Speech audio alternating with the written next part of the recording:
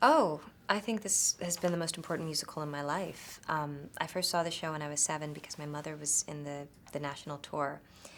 And the second time I saw the show, she went on as Fantine because she was the understudy. And so seeing it from the vantage point of a child looking at their mother going through all of this, it made all of the emotions being felt by all the characters real to me. I think because I was so invested in it. And I remember that night, I remember what I wore that night. And I couldn't have had any appreciation of my soul at that time because I don't think I even really knew what a soul was. But looking back on it, the music and my soul fused that night, and it became a part of my mind. I lived in the music for many, many, many years. So to have had it, to have it come back into my life in such an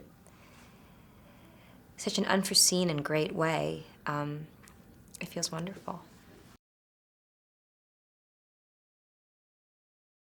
Yes, it's a dream I didn't realize that I had.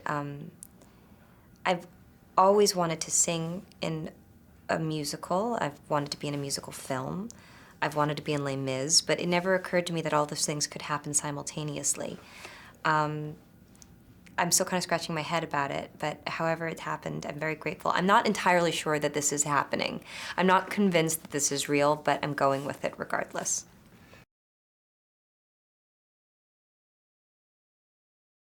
Well, I auditioned in, I think it was August of 2011, for Tom Hooper and Nina Gold, our casting director. And Tom Hooper is our director. And it was 3 hours long, and we began with I Dreamed a Dream. And when I finished it, I looked up and Tom was crying. And I just thought, okay, that's good. I made the director cry. And I immediately think, okay, like, who else has he seen? Do you think that they made him cry? And then he said, I've heard that song a few times now and it's never made me cry before. I just thought, oh, that's a very good sign. That gets me very, very excited. So then we just sang through it again and again and again. We sang through the arrest, and then Tom asked me if I wouldn't mind doing the death scene, which I hadn't been asked to prepare, but given my history with the show, I knew quite well. And I was very grateful that I knew very well. And about a month later, I found out that I got the part.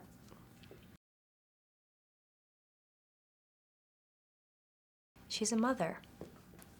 That's the way I view motherhood. That's the way I view my own mother. I mean, not that I would ever want my mother to suffer that much, but I know how much my mother loves us, and I know what she would do to ensure our happiness and our health. I mean, she sacrificed a career as an actress. The other very meaningful thing about the show for me and my family is this was the last role my mother had before really retiring and staying at home and raising me and my brothers. So I believe in Fantine. I believe in her love. I've seen it, and this show resonates with me on a very, very deep level, and her story resonates with me. I hope that we eventually get to a place as a species where we don't put people through the kind of suffering that Fantine is put through.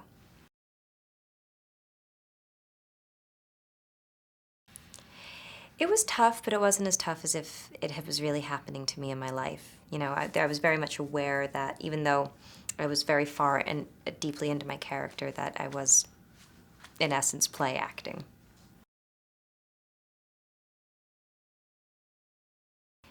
I was so surprised because I think maybe because of the subject matter of the King's Speech, it being about royalty, I expected Tom to be very, and because Tom, when you first meet him, he has there's a lot of restraint there. So I was expecting him to be a very cold and inaccessible Englishman, and I wasn't prepared for the tenderness and the big-heartedness that Tom has. If I would sit there and I would be, you know, getting into character and I have to go to some emotional and very painful places, he would be right there next to me, just letting me know that I was safe and that I was okay. And knowing that he had that level of compassion inside of him made me let go and trust on behalf of Fantine that all of who she was going to be seen and appreciated by someone with a good heart.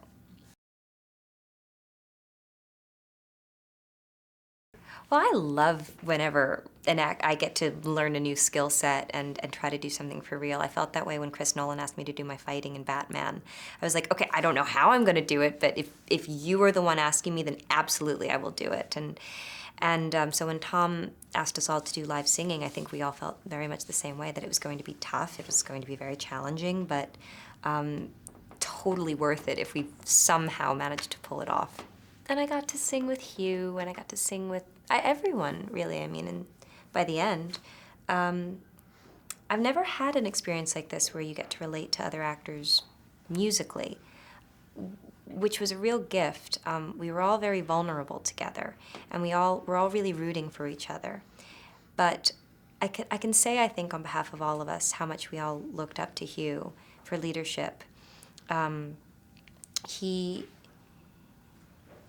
totally embraced the challenge. He never complained for 1 minute, and he had to work way longer than any of us did, so many more days, so many more hours, in such terrible conditions, had to lose 30 pounds, had to gain 30 pounds. I mean, he really was the one who had to go furthest into the fire, and he did so with joy and without complaint, and he did so brilliantly. His performance is just remarkable in this movie, so we all felt that we had a great leader, and I felt very grateful that I was continuing my relationship with Hugh Jackman.